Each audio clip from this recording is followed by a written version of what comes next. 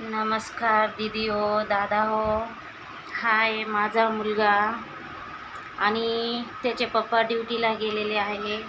मी पण ड्युटीला 15 दिवस गेलते, पण समोरच्यांनी नाही सांगून दिलं, कारण की मला याला घरी सोडावं लागत होतं.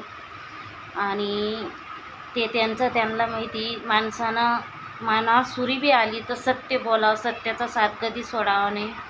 त्यांच्या भावाने त्यांच्याजवळ काय सांगितलं आणि काय नाही ते मला माहीत नाही, परंतु त्यांनी मला ड्युटीहून काढून टाकलं. मला माझ्या मुलासाठी मी कामावर जाते, पण मला कोणी मुलगा आहे सोबत त्याला ठेवत नाही, त्याच्यामुळे मला कोणी कामाला ठेवत नाही. आणि एका आईची हीच अपेक्षा असते की आपल्या मुलाला चांगलं हे द्यावा, म्हणजे त्याला शाळेमध्ये मला वाटलं अजून शाळेतला टाईम आहे म्हणून मी तोपर्यंत कामाला जाते. जर कुठे शाळा असेल तर सांगा आणि गरीब बहिणीची मदत करा. बस ह्या माझ्या मुलाकडून माझ्या मुलाला आशीर्वाद द्या तुमचा, असा सगळ्यांचा आशीर्वाद. माझा व्हिडिओ तिथलं पोचवा. हा माझा मुलगा आहे आणि ही माझी भाड्यानं रूम आहे छोटीशी. आणि आता ते ड्युटी तर बघते मी, पण कुठं भेटतच नाही आहे सध्या. आणि बस हेच माझं सांगणं आहे की ह्या मुलाला सपोर्ट करा.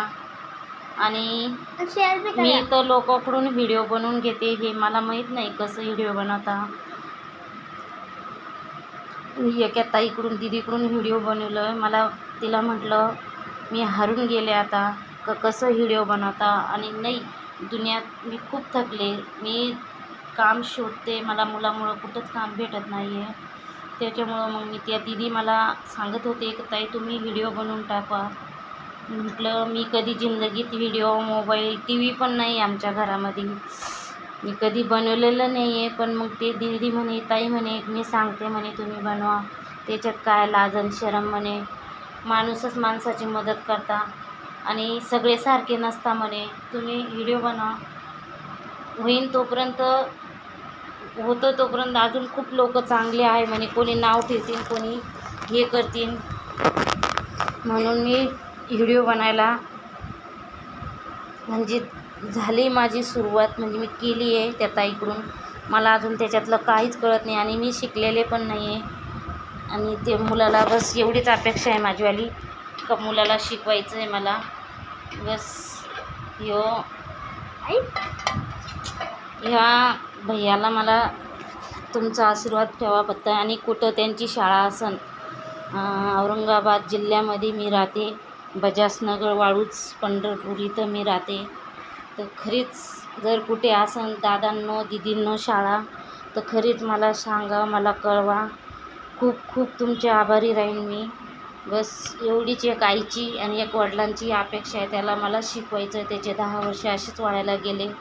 आमच्या खेड्यागावामध्ये खूप ग्रामीण भाग आहे आणि खूप डोंगराचंच गाव आहे.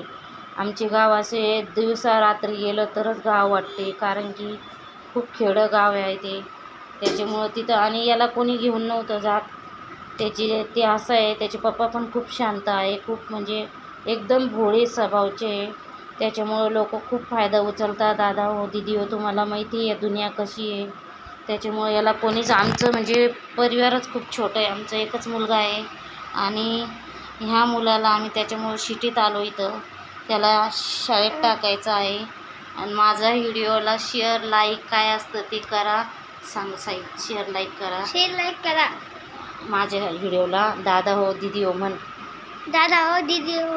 तुमचा आशीर्वाद मला राहून द्या. मला शाळा बघा, मला शाळेत शिकायचं आहे. सांग, मला शाळा बघा, मला शाळा शिकायची. खूप इच्छा आहे माझी शाळा शिकायची, खूप इच्छा आहे. माझी मदत करा. शेअर लाईक सबस्क्राईब काय म्हणताय ते करा म्हणा. माझा सबस्क्राईब करा, मदत करा.